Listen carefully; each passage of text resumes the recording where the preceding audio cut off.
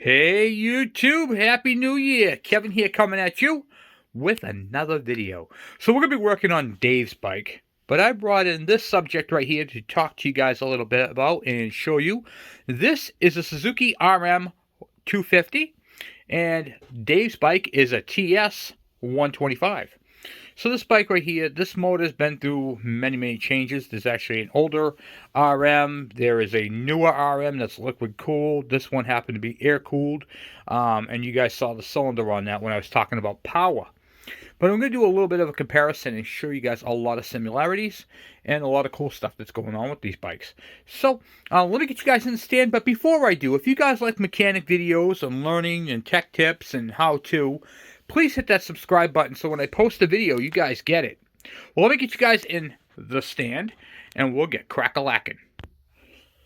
So I also want to give a big shout out to you guys. Guys, I just want to say thank you for an incredible year. We have topped out the year with over 1 million views. 1,021,000 views.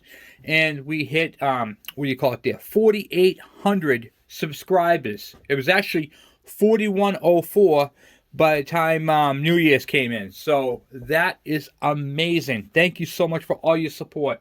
And you guys have been absolutely amazing. So thank you once again to all you guys. All right, let's get into the video and, well, we'll do a little discussion. Okay, so I'm covering Dave's bike right here. We're going to be splitting the case on this bike right here. And Dave's bike is a TS125, where it has a bad crank seal. You can see some of the, see how it's discolored right here? Let me show you. Right up in here. Clearly there's some debris getting in on that side, okay? If you look all the way around, so we move the crank, you can see how there is something going on here, okay? And typically what that is that is the crank seal coming apart. It's black, it's like a rubbery feel to it, and it gets on that. So we have an inboard crank seal that is bad on this bike. And this bike, luckily when he was using the bike, he knew to shut the bike off. So the bike with this right here, you guys saw the video I did. There's a previous video to this early on Dave's TS125 where we took it all down. So the preparations for this bike A through G are all done. So this right here, getting into this bike, this motor right now, splitting the case, this is preparation H. Now on the whole, that should be pretty good. So we're going to split the case and do the inspection on the seal. But before we do that, I wanted to talk to you guys about the 125. The 250. The 250 is a motocross bike, guys. This engine right here is powerful. I mean, it just simply cranks out. And Dave's bike, his TS125, kind of mirrors the 250 setup, okay? There's a lot of different things like the straight, what do you call it there? The length of the crank, okay? So the connecting rod, the stroke. You can see how big the connecting rod is on the 250 compared to the 125. So a lot of people ask me, Kevin, are they interchangeable? No, they're not. The cylinders are also not interchangeable, but the bike mirrors it in the fact of, you can see how, if you look at here, this is where your transfer ports are. Remember I was talking to you guys about power, where the power is made? It's made right here in the real estate. See right here how small his are? And then how big the 250 is. And that's going to take all that air and fuel and bring it up those transfer ports. Okay? Over here, on these bikes, are where the reed valves sit. Now, reed valves, so Dave's bike is oil injection. This bike is premix. Okay? This is what I was trying, this is one of those things I wanted to talk to you guys about. This RM250 has no premix.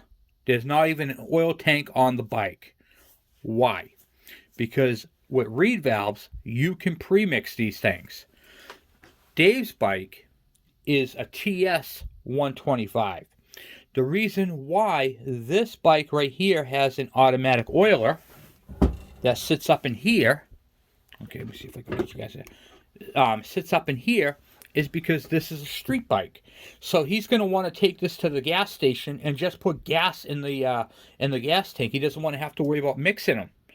So he keeps his two-stroke oil full, he can go to the gas station and pump in as much gas as he wants. He's good to go.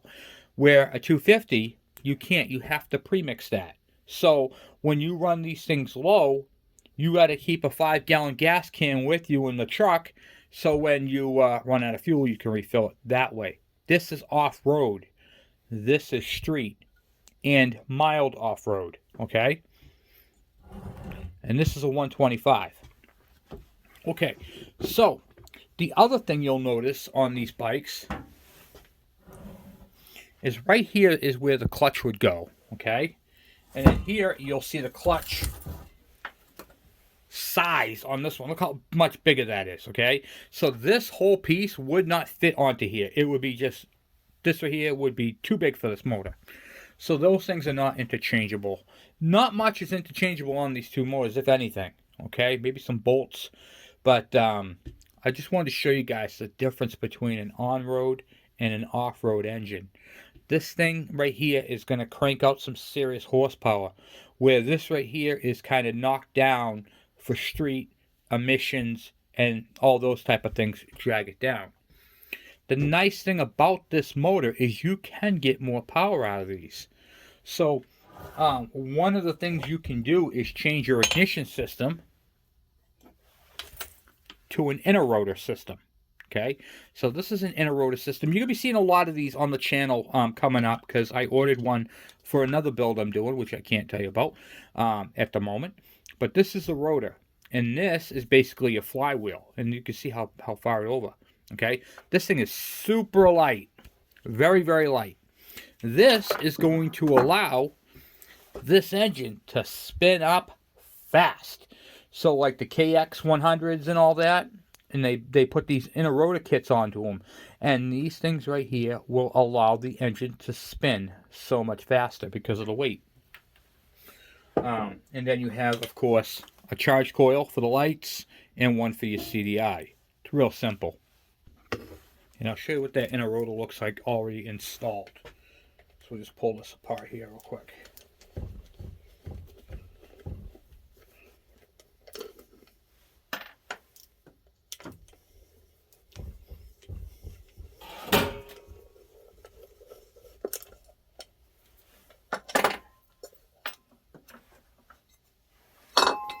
And you can see how that's set up in there. You got your two coils up top, your rotor's in the middle, and then basically when the crank turns around, you can see how it spins in the middle there. Just like that. And then that right there is so much lighter than having that big mass turn. You know what I mean? So you're turning a smaller rotor versus a bigger rotor, and that's going to allow that crank setup to spin faster. So I just wanted to give you guys a little idea, a little bit of history on them, and show you guys a little bit more about them, because the more you know, the more you know, the better off you are. So I get a lot of questions about automatic oilers. If you have a rotary valve and it has an oil pump, which they all do, you need to keep that hooked up.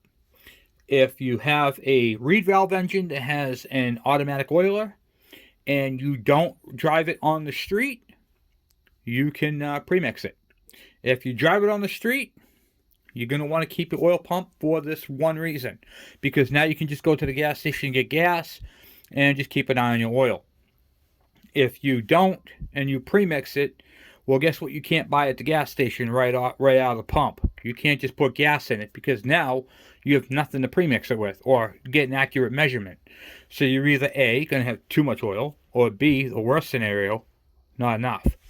All right, so let's get working on Dave's engine. We're going to get this one off the shelf, and I will be right back. Okay, so we got Dave's motor here.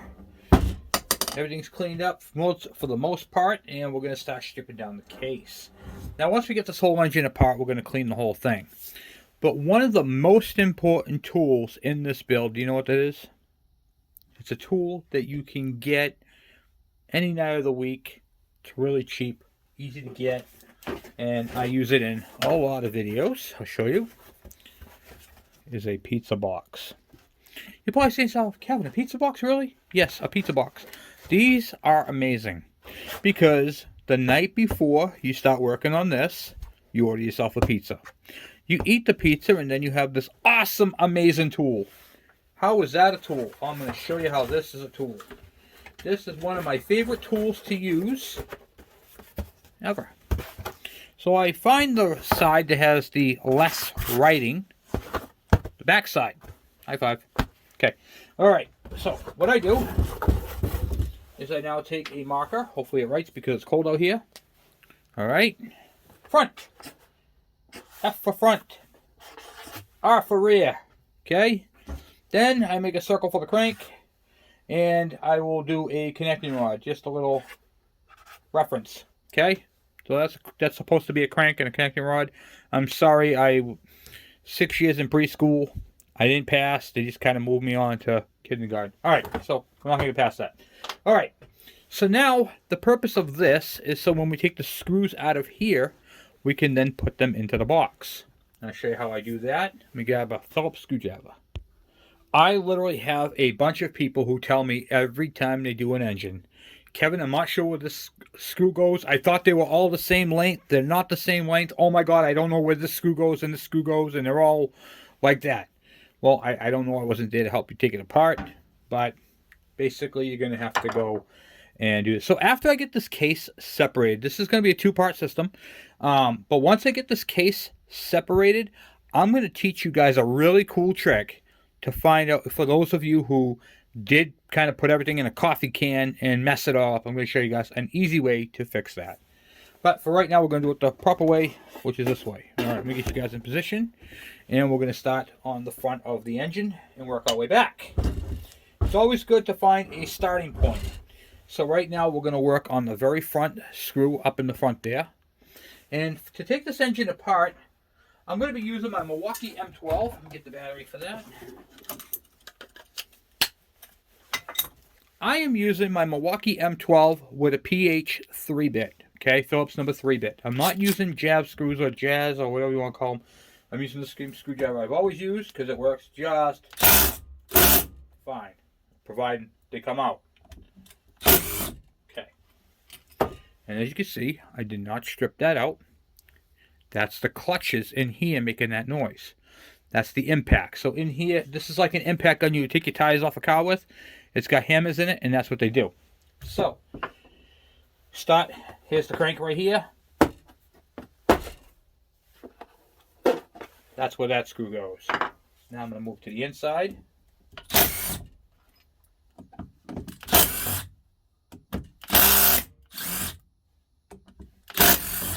Okay.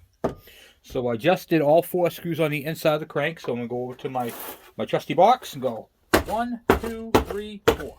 Okay, in where they go. I don't even care about the length. I'm putting them back where they came from. Right into that box. Okay, now I'm going to keep going in one order. So what I'm going to do is I'm going to take off these ones right here. I'm going to do the outer part of the case.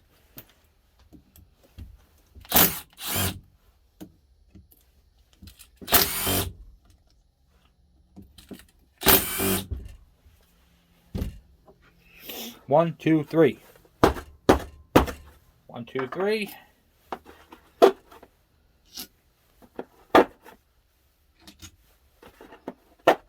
Okay. And we're going to just keep doing that.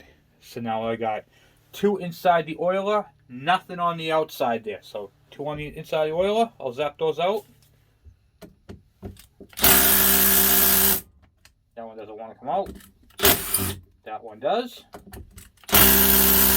Okay, so that one I can't get out with the impact. It's too far in.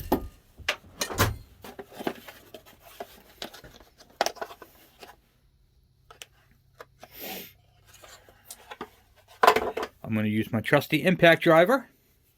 Now when I go to put this in, I take a chance of hitting the body right here. Do you guys see this?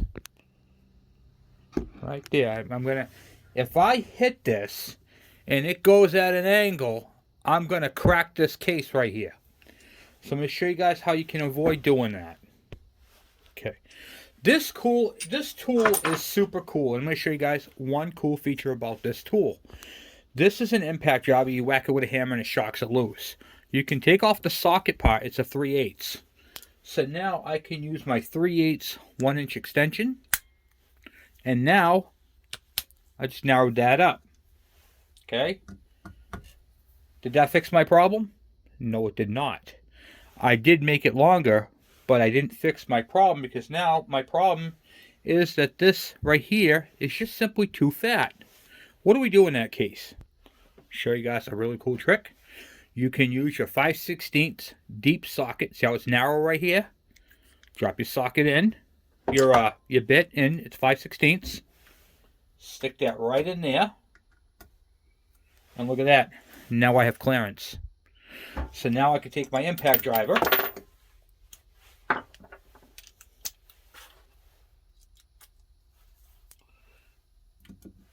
that on there like so. I'm going to use my hand and twist in the direction I want to take this off. Okay? Lefty loosey, righty tighty. I'll pull it a little bit so I get some tension and go boom.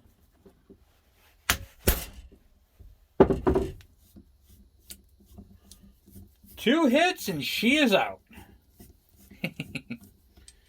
Okay, cool. Now, I want to show you guys something else with this tool. Now, say you have a bolt you're trying to get off. You can literally put any one of your sockets on this right here, put it on there, and pound it and do the same thing. This is an impact driver. It works on anything 3/8. You can even put a 1/2-inch extension on it, like a 1/2-inch adapter, and now you have a 1/2-inch impact driver.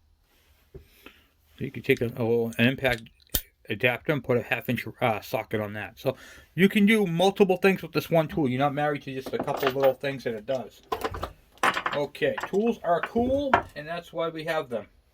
Okay, so now I got my 2 bolts out there. This one's still in a little bit. Just got to zap it all over. It's just a couple threads in there stuck. There we go. Okay. Now I'm going to take and 1, 2.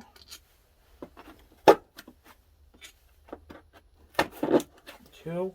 And then I got 1, 2 here up top.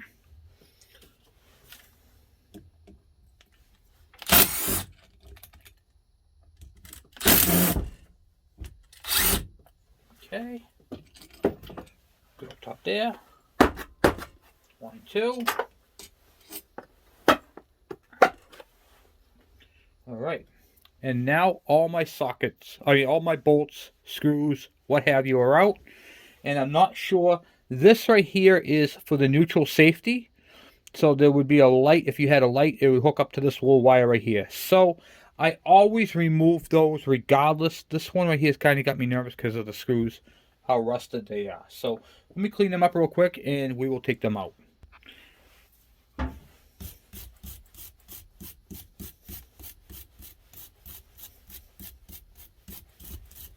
looks like just regular number 2s.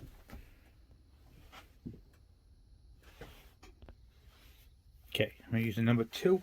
These, whenever you have a Phillips or a flathead, you want to make sure before you take them apart that you can put that in there and the screwdriver fits into the screw itself. And whenever you're using an impact, like a Milwaukee M12 or any, like whatever you have, DeWalt, whatever, you want to make sure you put a little downward force on it.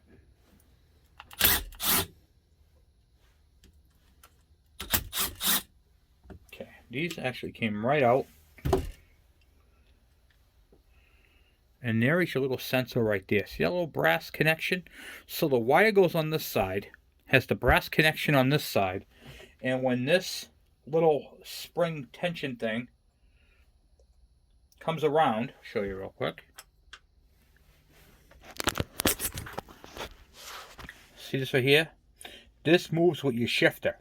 So whenever this little spring-loaded detent, it's not really a detent, it's a connection, makes connection with that little brass little dot right there, that's going to turn the green light on your gauges and let you know you're in neutral. So that's your neutral light.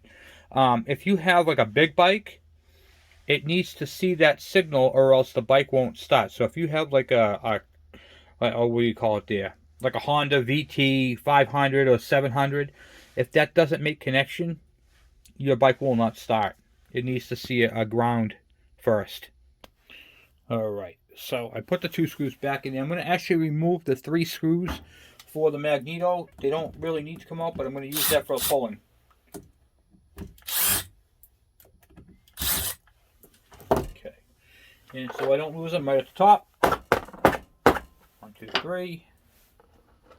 Put them right in there and let them go. Okay. The pizza box can be your best friend. And then you can just keep it off, put it underneath the bench, wherever you want to. I'm actually going to go put that away right now.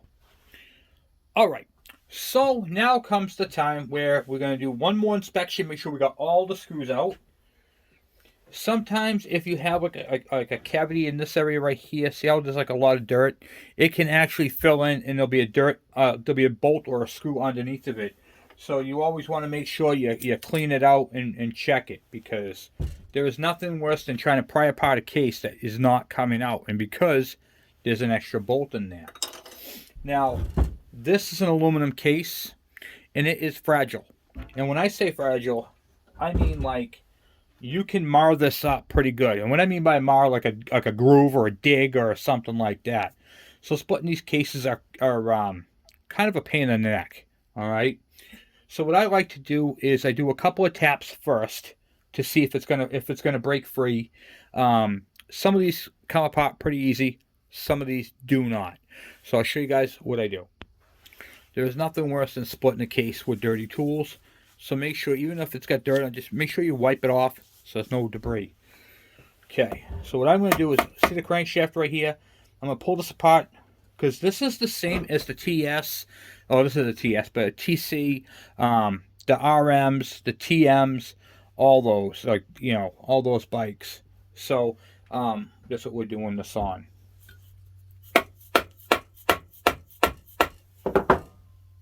Okay, I don't see that. I just give it a couple of love taps, because you don't want to be banging on the crank, because if you hit this with a regular hammer, you will ruin your crank.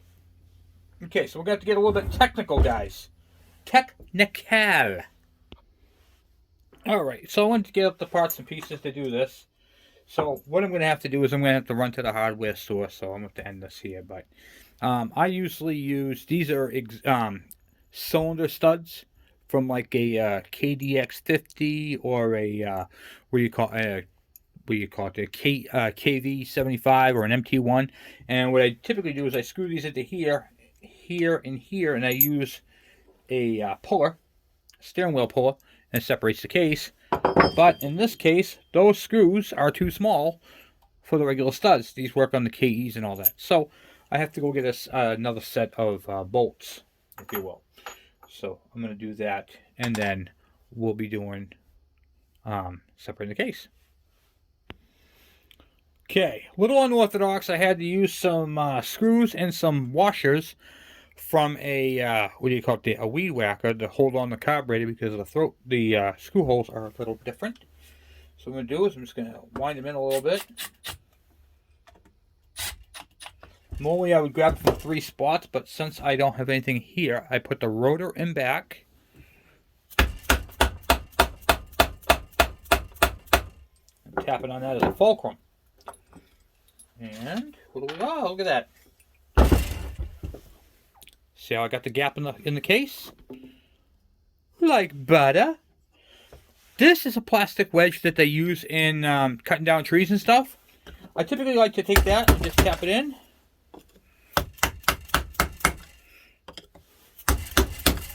Kind of helps it along. So why is this case so hard, or any case for that matter, so hard to separate? And I'll tell you why. Because this bearing on this side is actually in the case. I mean, it's in there, okay? So what you're trying to do is you're trying to press the bearing out, and it's going to come off through that side. And that is how we're doing that. So that's what I'm working on right at the moment. Okay. And you'll feel this thing. This thing's all going to come apart nicely. Looking good, looking good. I'm using a rotor to do this, and I'll just keep tightening this down a little bit more. Once that bearing releases, that's it, it's over. And the other thing I want to do too is I forgot to take off the detent down bottom. This is your detent right here for your shifter. You're going to want to make sure you pull that off, which I forgot to do. You'll only go so far, and then you'll have all kinds of issues. That right there allows, so that right there is what tells the transmission where neutral is and all that in relation to that shaft. So that only allow you to go in, a certain movement. So if I moved it, it's going to cam up, and it's just going to be a pain in the ass. So we'll just undo that bolt right there. Thought I was recording. Sorry about that. So this is what it is right here. This is called a detent. Okay, and that's all it does. It just keeps pressure on that and lets it know where to stop and where to go. All right, so we got that out. And then we'll take a case for here. Boom, boom. Do it that way, right there. And as you can see, it just keeps coming apart. So the more I'm tapping on it, but what I'm trying to do is I'm trying to make sure my gap is even all the way around. Okay? Because what will happen is, if something's tight up in here, the gap will be tapered towards that. This typically is not going to give you any hard time. All your hard time is going to be right here in the crank assembly. So just be aware of that, when you're doing that type of stuff. And try to push your shafts in. That makes it a little bit easier for you. So this shaft right here is going to want to come out with it. This bottom shaft right here is going to want to come out with it. So make sure you're pushing those in as you're pulling it apart, because you want to keep all the transmission kind of into the transmission. You know what I mean? All right. So let's do this again. I'm going to tighten up these bolts a little bit more. Then give it a couple more taparoos.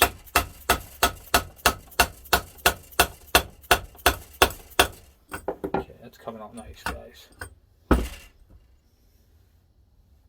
It looks like I'm actually pulling the bearing off. So that is going to be a little bit of an issue with us, but that's all right. We're just going to keep going with it until we can't go no more, right?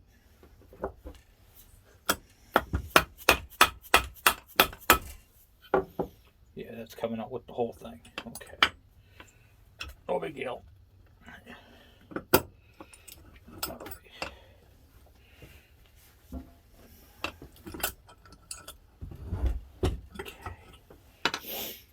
It looks like we're going to have to resort to doing wedges. Okay, remove that off there so you can see. And you can actually see that the bearing is in back of the seal right here, and the whole thing is coming up together. So, or actually I'll show you on this side over here. So if you look right down there, you can see the crankshaft. The bearing is actually sliding off with it. So that's going to be the issue that we're running into with this one. That does happen. Not a big deal. We will roll with that punch. Okay. All right. So now we have to still taparoo. So I'm going to put this wedge right up in here. It's moving it quite nicely.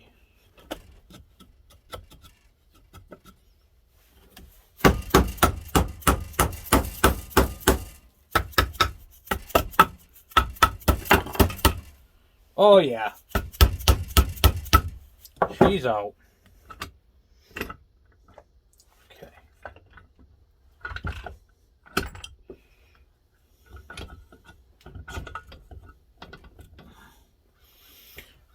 Sometimes the back piece right here, the output shaft, because it's threaded, gets kind of stuck in there every now and then.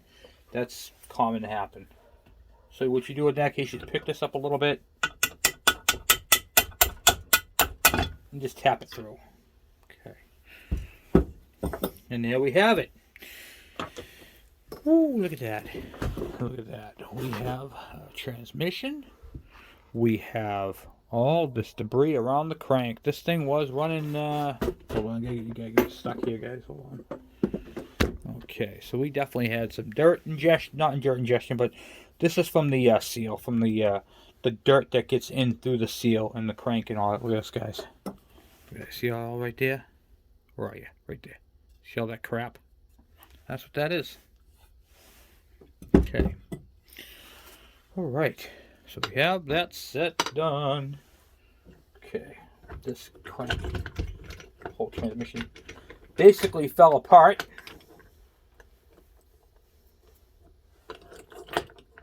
One was coming out, which is fine.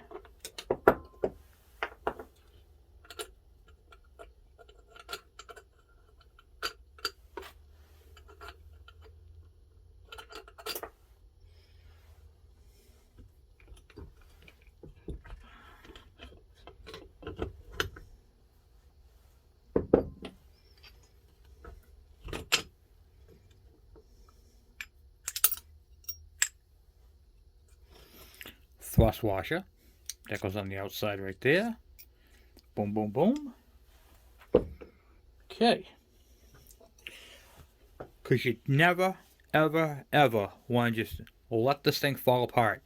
Because who knows where that thrust washer goes. So you always want to make sure that when you're taking these things apart, you're doing it carefully. Okay, now that other piece came out to the bottom here with a couple of dogs. This piece right here, so there's a little cup that goes on that.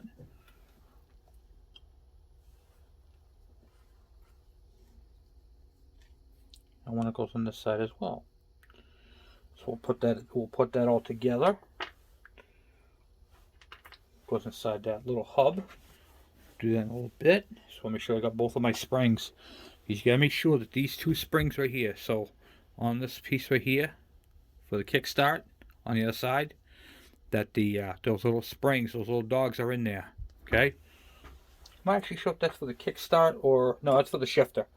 Okay, that's for the shifter, not for the kickstart. That's for the shifter. You want to make sure those dogs are in there though. So it looks like, yeah, comes down.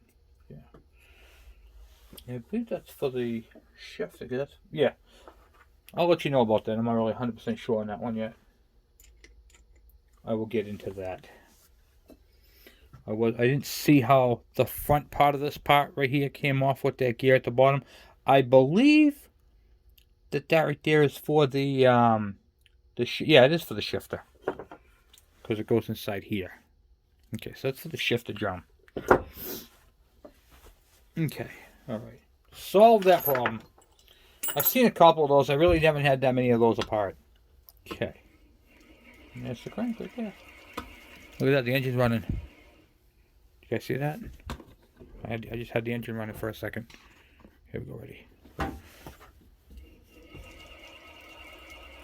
Look at that, huh? Runs good, huh? Alright, put this rag on the thing here. Tip that up like this. There we go. Boom. And there is a very dirty crank, guys. Alright. Connector rod feels good. A little dirty. Okay. Alright. And now I'm going to show you guys the culprit. This is what happens when you take... So, in the crankcase right here, I'll show you on this side. That is your crank seal. Inbound. So it's on the inside where the crank is, okay? And you can see the way it goes in. Oh yeah, it don't even feel that good. It's got a flat spot right here. Oh wow. Alright, so here's the dealio with this.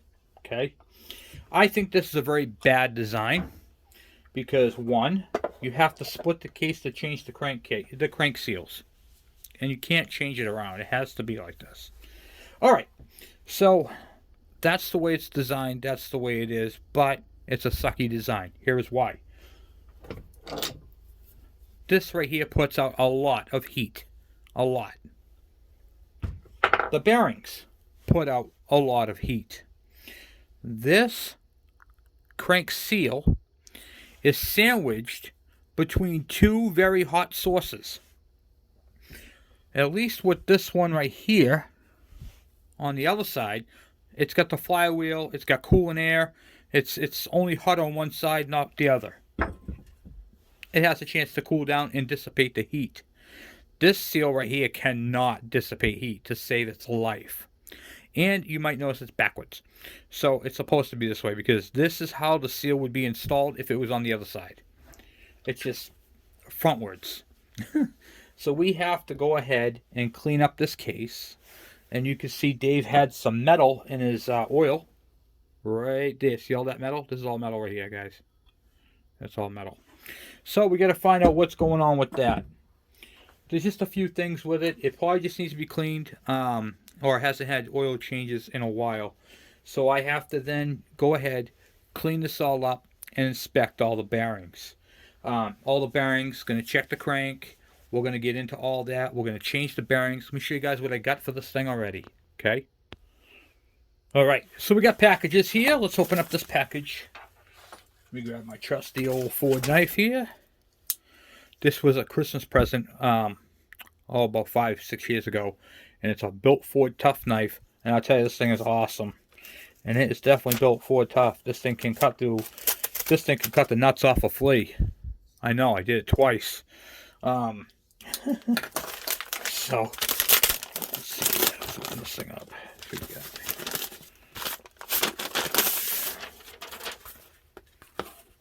Okay.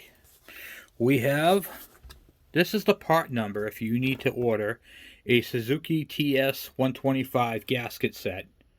Okay, and it's the VG355. And it basically has everything you need. It's got the cylinder head gasket, the exhaust, oil pump, intake.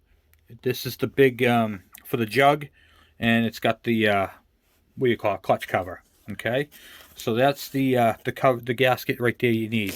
This is the same as the Kawasaki's. It's going to get a thin bead, and the stuff that I use on that is called that Honda Bond. But I'll get into that when I'll show you when I do all this. And then we got, this is the main bearing, gasket main bearing kit, and it's for the RM125. This gasket will also fit the RM125, and it will fit the DS125, same gasket set. RM100, same thing, TS100.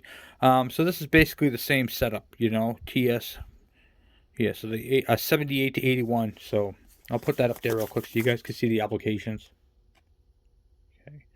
All right, so we have the parts to do this, and we're going to go ahead and clean this all up, get this all situated, and we're going to drive out the bearings. That'll be on the second part of this video, which I'm not doing tonight. It is very frigid out here, but this is it. So I'm going to pick up my mess, and the next step is to clean this entire thing, inspect everything, go right through it. We got a parts washer. We're going to parts wash everything.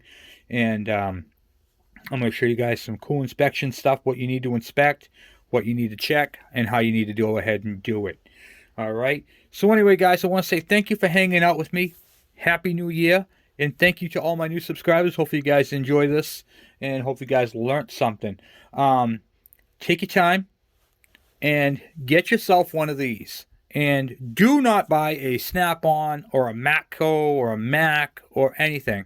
And in case you want to know why, you can get this at Pittsburgh Tools. This is extremely cheap, okay?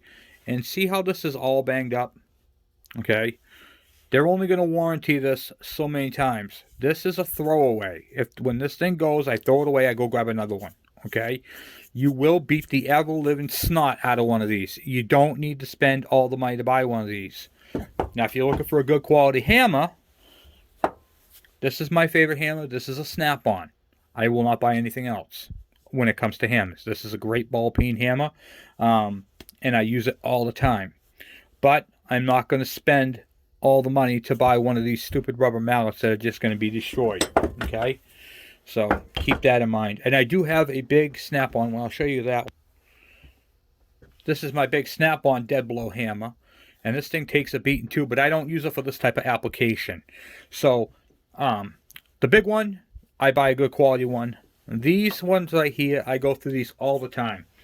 So, I buy cheap ones because I had expensive ones and they didn't get warranted. So, boom.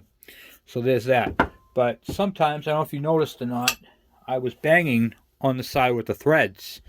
And if you're going to bang something with threads, you want to use a rubber mallet because you're not going to damage those threads, especially when you're hitting it dead straight on. Okay? Now, you can throw a nut on this and hit it with the nut, but then you could distort the nut. This is easy to clean up if you damaged it, but we didn't damage it, not even a little bit, because we used a dead blow hammer, not a metal hammer. If I hit this crankshaft with this hammer, I will tell you right now, I will guarantee you that these right here will be junk, and then you would have damaged the crank. Never, ever, ever, ever, ever, ever, either side, flywheel side or the other side, with a ball peen or a claw hammer or any type of hammer. Okay? Always use a mallet. Okay? Alright, guys. Well, I'm going to go ahead and clean up my mess. And I just want to say once again, thank you for hanging out with me. And we'll be talking a little bit about this on Two Stroke Tuesday. So tomorrow night we'll be out here and we're going to be cleaning everything up, getting it all prepped up. I'm going to show you guys how I clean it and what I use to clean it. And you're going to be like, really? That's what you use? Yeah, why don't you see what I used to clean this thing with? And, well, it's not always about buying the top of the line chemicals, the top of the line stuff. This is basically a household item that you use and that you can clean up, and they're going to work out great. Okay, so I'm going to show you guys how to do that. And remember, everybody's trying to sell you something. Okay, you don't always have to buy the best to get the best results. Okay, so anyway, guys, thank you again for watching. Thank you for hanging out with me, and thank you for subscribing. I will talk to you guys later. I'm out.